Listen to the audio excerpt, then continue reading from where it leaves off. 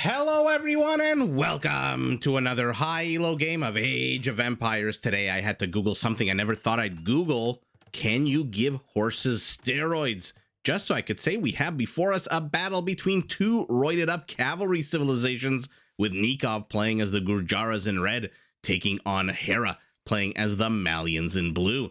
Now while the players herd their herdables, explore their immediate surroundings, and try to get their butts up to Feudal Age ASAP, why don't we take a look at the Civ matchup as the Piggles will converge on the mill, derping out a little bit as they do, doing a little bit of a little piggy dance for us. Why don't we take a look at the Civ matchup we are going to watch today? And by the way, you're going to understand very quickly why you just saw four pigs kind of congregating to the south of that mill. The Gurjaras is a civilization that focuses on man's other four-legged best friends, horses, camels, and elephants.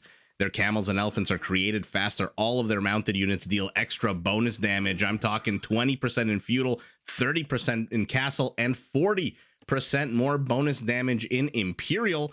Their camel line units, their elephant archers, can be upgraded to make them much harder to kill with a big +4 boost to their melee armor. And their first unique unit, the Shravamsha Rider, is a super fast, versatile cavalry unit that can actually dodge enemy projectiles.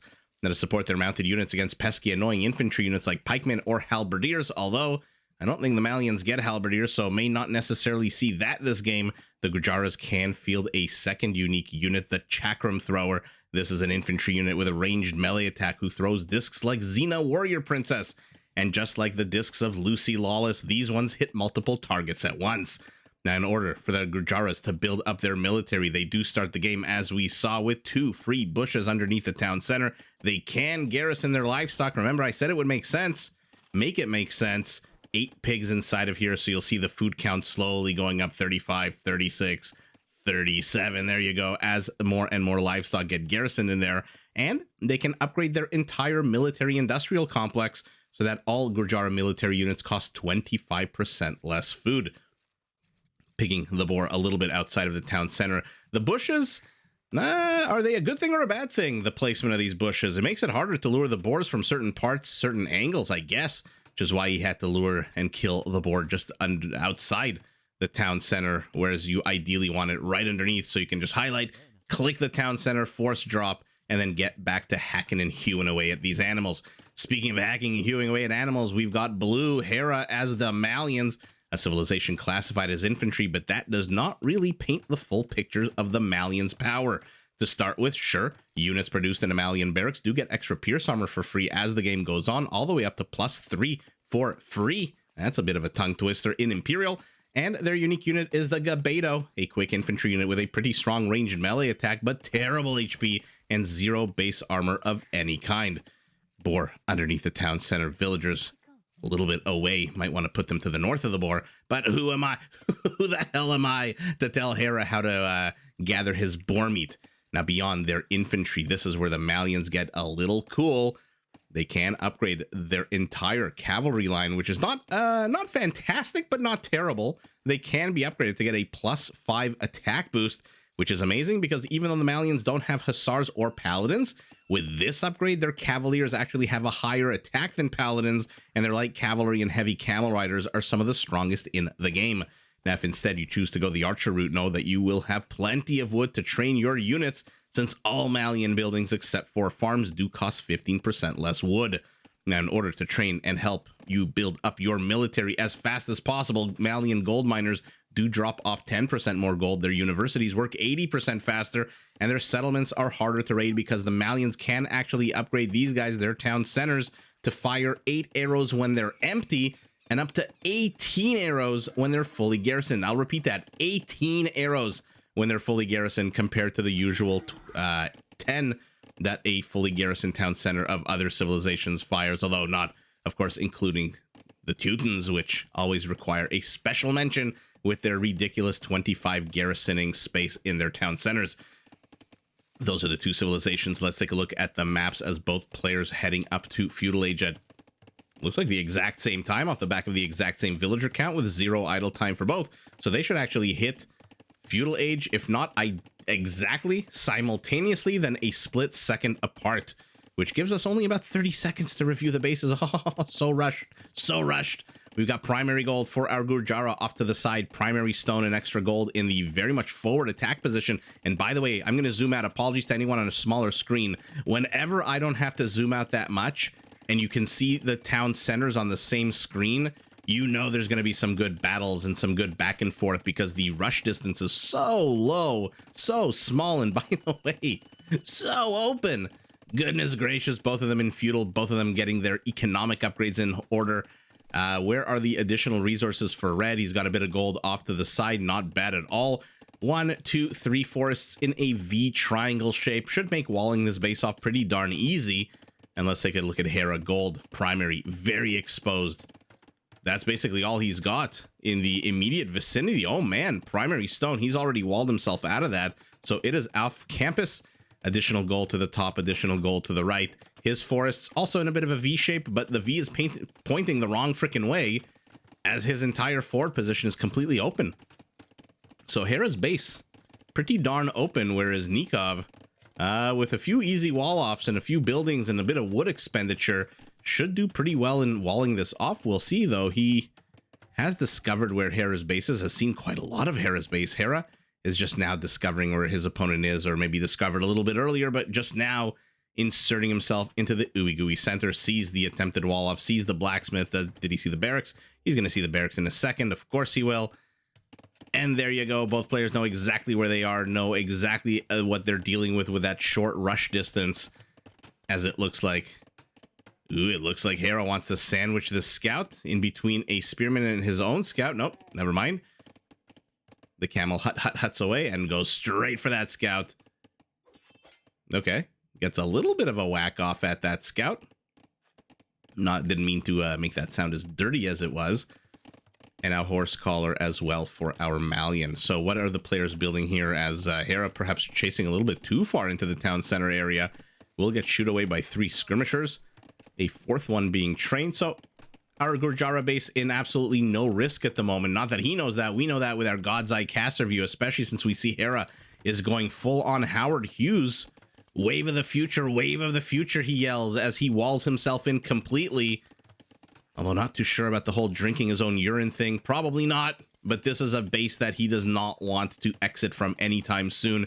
He's got his scout to the north of the Gurjara base. He's got his spearman with a pretty decent amount of line of sight. Pretty injured, by the way. So hopefully he doesn't run into any of these bears who look like they're on the high ground. They look like they're on the high ground a lot. Although this one's in a bit of a depression, both physically and mentally, as this bear left him recently for another bear. But that is a story for a different time. It looks like our Gurjara also has the same idea. Hey, you're going to wall yourself in? Why don't I just wall myself in? But he's at least left an open area here where Hera inserts himself, trying to lure Nicov into garrisoning his villagers, trying to idle them even for a split second, just so that he can waste some economic. Oh, and there we go. Bear gets activated. Movement speed 0.5. Oh, he does get into, so from 26 HP. Oh, he's down 9 HP since we last saw him. Well, ladies and gentlemen, at the 14.5-minute mark of the game, we've got a Feudal Age Spearman with a third of his HP left being chased by a very irate bear. And we'll see the Spearman can very much outrun, even though he's not a Lithuanian Spearman, he can outrun the bear. We'll see. If he goes left, Hera's going to be in a world of trouble. Or is this the new meta now that we've seen it happen recently, where the players just gather all the wild animals and lead them to their opponent's base? Bear still hot on the trail here. Okay, we'll keep an eye on that and see if anything develops there as the Gurjara army now moves forward. Hera walled himself in, but a little bit too close to the gold, which means that these skirmishers are going to not kill, but annoy his villagers right up until the time Hera decides to just relocate them to these 2 patches. And that's going to be basically the end of the aggression for those skirmishers. And the one camel is going to try his darndest to bust into here. Oh, no!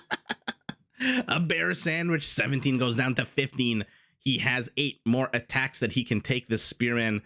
So I don't know if he's gathering. Oh my god, he's going to run into a third. What the actual hell is happening here? Is Hera on bear collection duty? This is ridiculous. What's he going to do with this bear? He definitely has to notice, right? He's getting the warning in the game that he's being attacked. Oh, he's bringing his archers. Is he going to get a 4th? Okay, that's how you know he's not maybe aiming to position these bears towards his opponent or to drop them into the opponent's base. Although that would be absolutely epic. He doesn't know that the Gurjara base is still pretty much closed. No, what an absolute anticlimactic end to one of the coolest Mother Nature starts that we have seen in a long, long time, as both players now head up the castle. Good time for us to look at what the hell they built. Secondary wall off for our Gurjara is going up. He's got a archery range, a stable, a barracks. We saw the blacksmith. No market just yet, so his economy is what it is. Our Malian, also a barracks, also a archery range, also a blacksmith. I don't see a stable. No market either. Okay. Hera has gotten the first kill of the game, and of course yours truly missed it. These archers. Was it the count? No, okay. Evens up the kill count, does Nicov. And let's see what he can do now. He's back with an extra camel and 4 more skirmishers. He's got 1 random skirmisher here, keeping an eye to make sure there's no silly run-bys attempted by our Malian. And he hits the next age 30-some-odd seconds, or maybe 40 seconds or so. Hera's TC idle time is a little bit... It's not terrible. 16 seconds, not bad. Nicov with a 1 second idle time means that his economy is about as optimized as it possibly can be at the moment.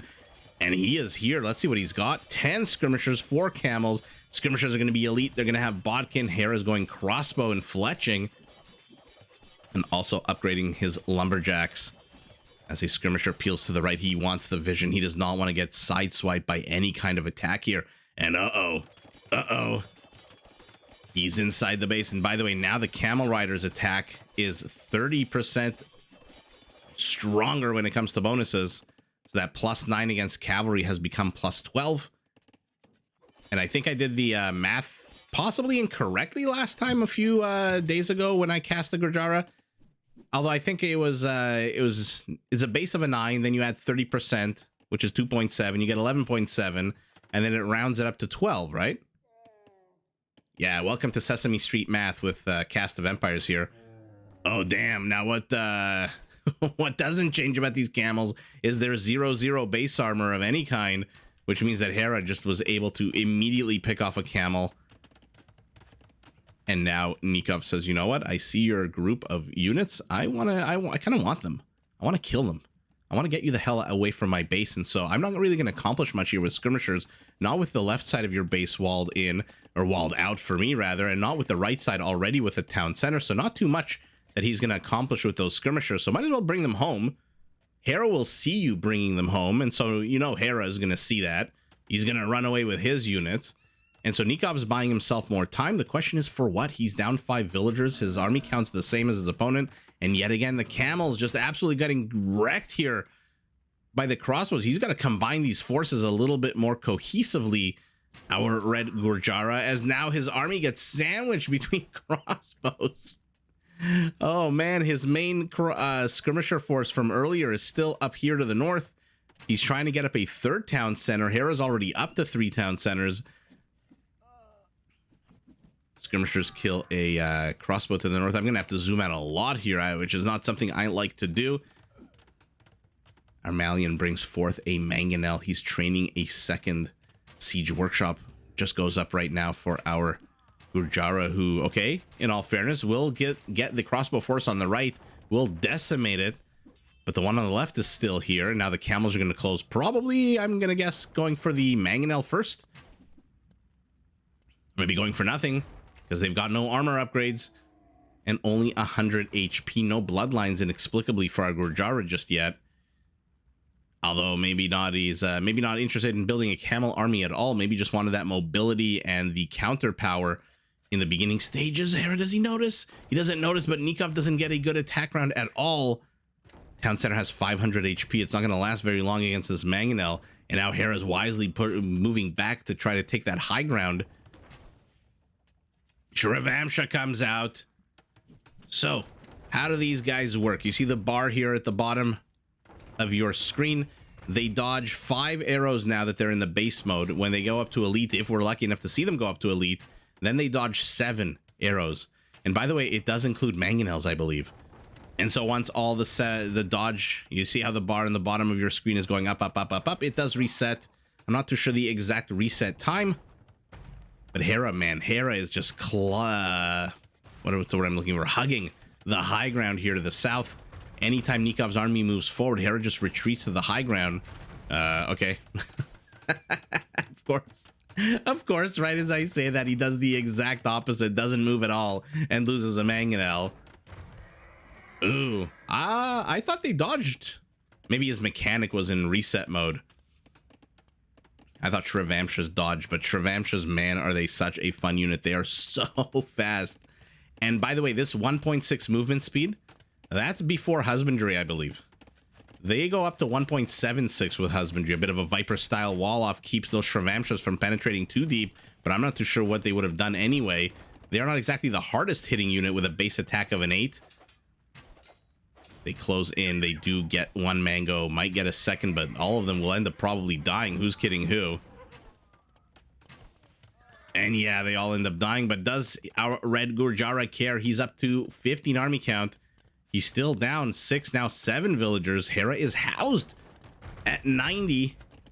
So that will give Nicov time to catch up a little bit in population as Hera queues up more crossbows. But what the hell is he going to do with crossbows against this army? This is literally, except for the camels, the perfect counter army to crossbows. You've got a unit that dodges you. You've got a unit that destroys you with its javelin. And then you got a unit that absolutely can just kill multiple of you at once if you're not careful. So crossbows deletes his own barracks, brings his units into the fold.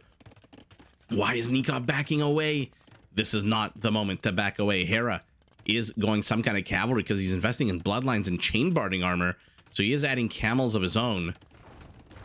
And camels do come with an attack bonus against camels 7. I believe it's a 5 for Hera's camels, which do not get... Oh, they're going to have to pop out of here for me to click on them.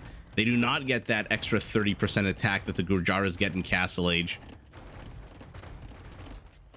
And this is just about this is the closest thing you can get to a coastal bombardment in Age of Empires. You got 5 freaking mangonels. Hera's going up to 10 camels.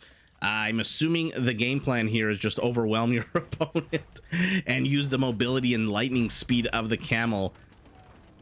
Okay, yeah, red still doesn't have bloodlines. Does Hera husbandry? Hera also doesn't have husbandry. Use the mobility, use the speed of the camels. And let's see if they close in on one another. A preemptive attack round shits the bed here for red. So much teasing. They disengage.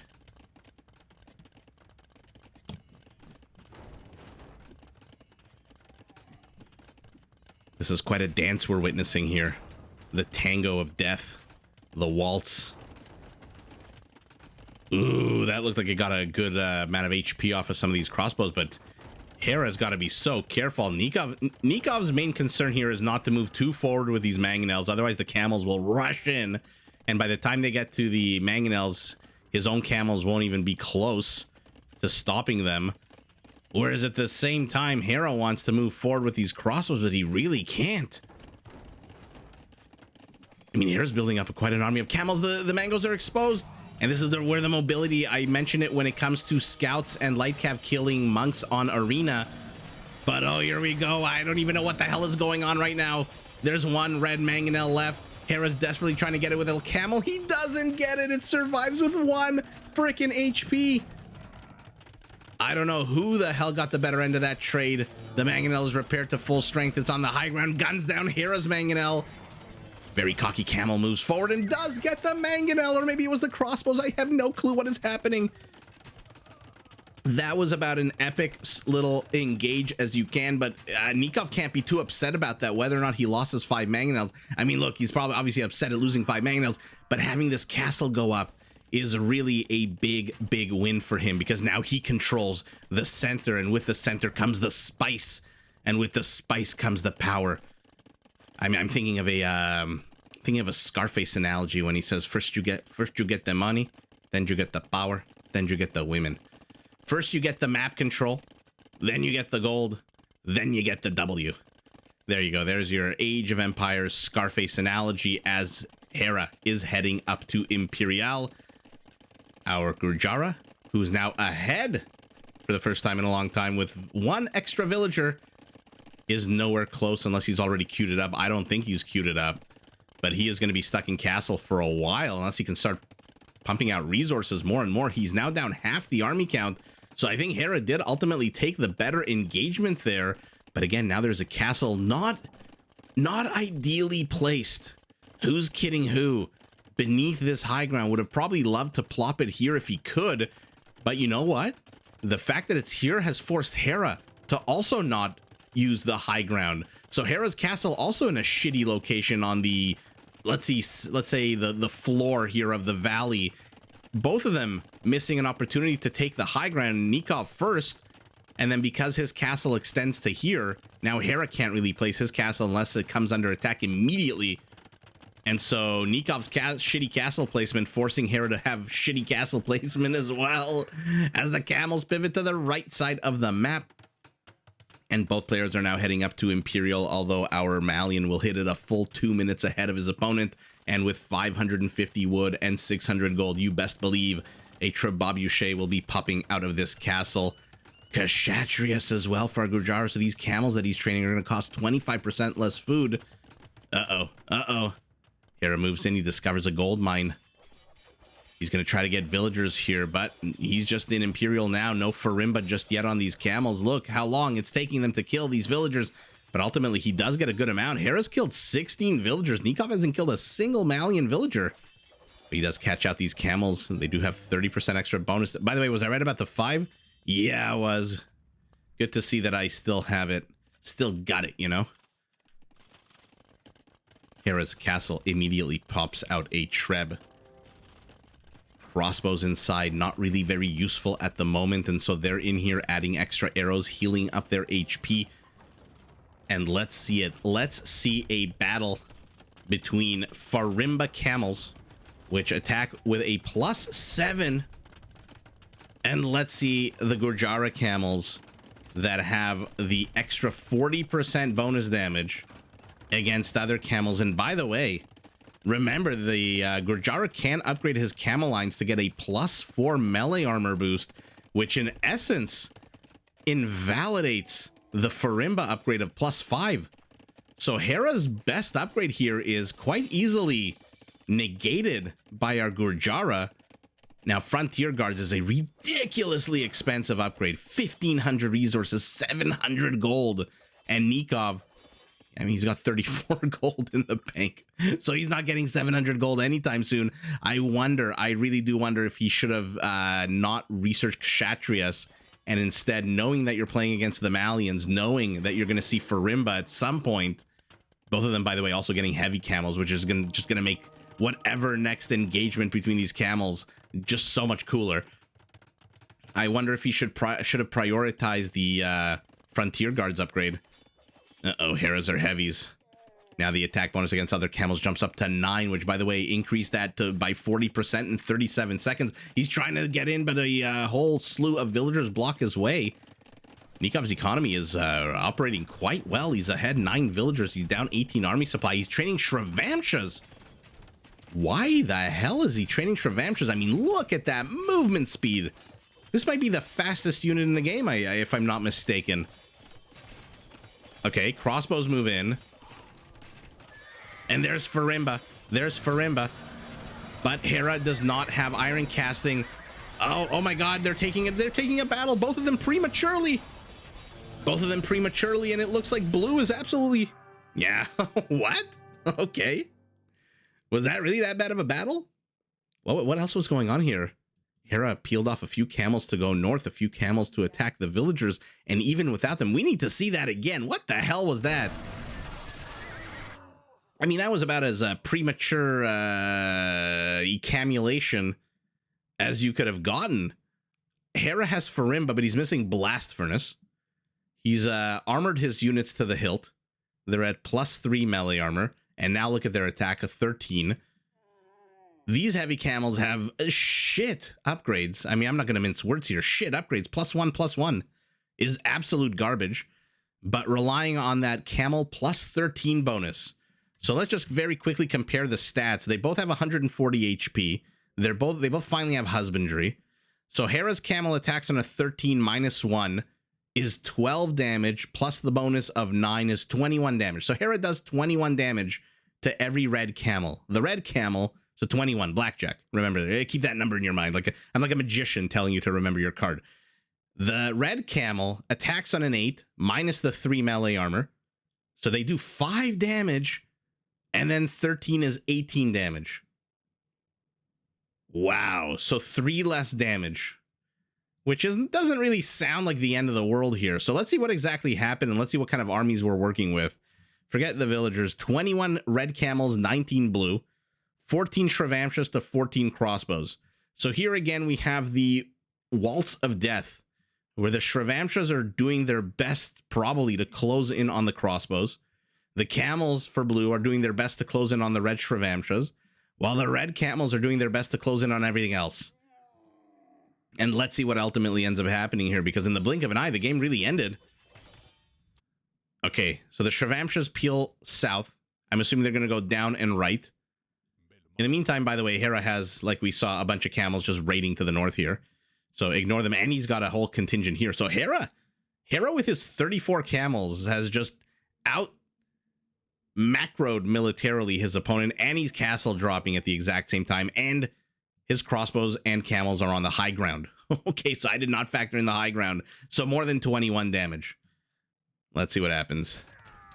Shrevamshas peeled down. I'm assuming go to the right. Okay, so they're closing in. Reinforcements arrive, by the way. So now Hera's camel count is up to 26.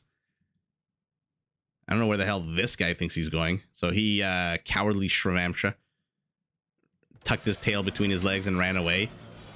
Hera managed to get a contingent of camels, by the way, to block the Shrevamshas, which keeps these crossbows safe. And these crossbows are now going to have a freaking field day with the high ground. They attack on an 8 plus another 25%. So they attack on a 10 against the unit that has 1 pierce armor. So they do 9 damage to this camel. And there's 14 of them. That's almost enough to one-shot. That's 126 damage, if my grade 4 math is not wrong, right? 90 and 36. 126 to a unit that has 140. So just enough, just barely not enough to one-shot, but enough to do enough damage. They're firing at will on these camels. The Shrevamshas are melting like hotcakes because there are cavalry units, and these camels come with an 18 attack bonus. Shrevamshas are dead. And that's it. That's all she wrote for the Red Army.